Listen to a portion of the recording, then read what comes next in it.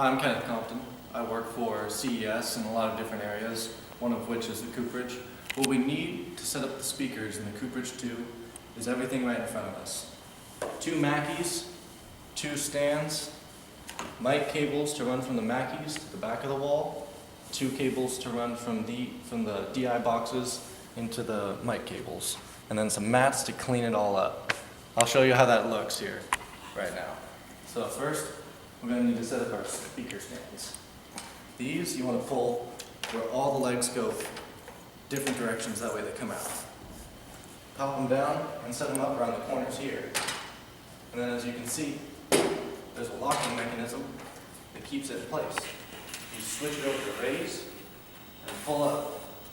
Now here, we'll lock it for right now so we can get the mics and the speaker stands set up with the Mackeys.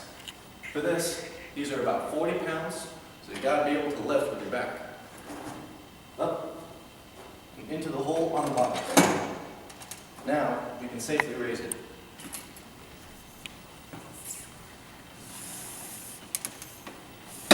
About there is good. And when you hit it over to lock, it won't fall. There's a screw in the back here that you tighten to keep it in place.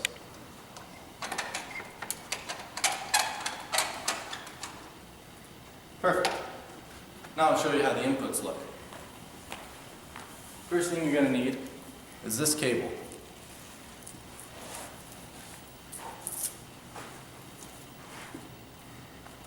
Now there's 2 kinds of these cables, both of them labeled as green, one of which is longer than the other. That's important. You're going to need the longer cable for these speakers. There's an input plug right here, located in the back. You hook it up there, and run the cord underneath the stage for safety and towards the back of the room. So importantly, when you raise the speaker and have it set on the green dial, you put your foot down on one peg to keep it in place and lift with both hands and your back.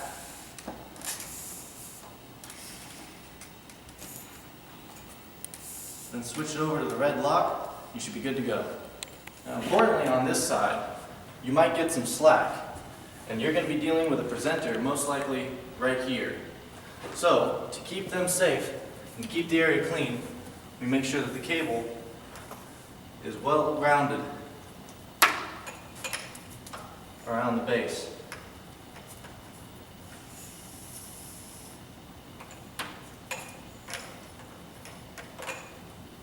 Before you plug it into the back. Perfect. You need both these inputs running under the stage, plugged into the R, black spot here, and the L. To release them, you simply hold down the red trigger and pull. We want them plugged in. You need to set up the DI boxes. The DI boxes are 2 silver boxes that connect from the back of house tech closet over to these speaker systems. The way that works is you take one end here, the male end, and run that into the tech closet. You take the other end, the female end, and plug that into the DI boxes.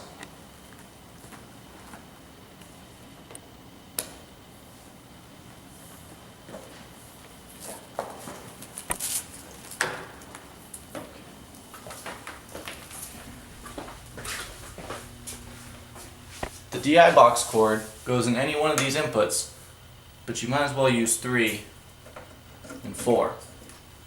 So be sure you have your DI boxes on. The on button is a small black switch here located in the top left corner.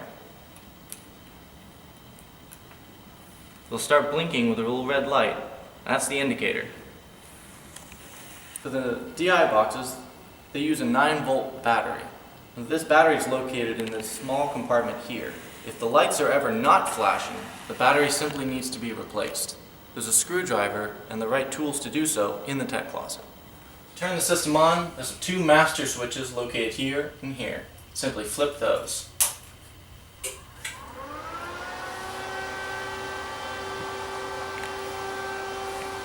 Be sure you check the mic levels so that the monitors aren't too high in volume, or the speaker's volume isn't too high.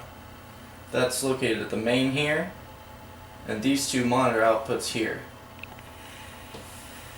As you can tell, this is a mess. Anyone could trip over this massive hazard. We have plenty of mats in the back to tidy up that. This is an integrated system. It has mic boxes built into the sound, as well as these DI boxes. You can perform anything, hooking up microphones, hooking up iPods, hooking up computers, and through this, we perform all sound.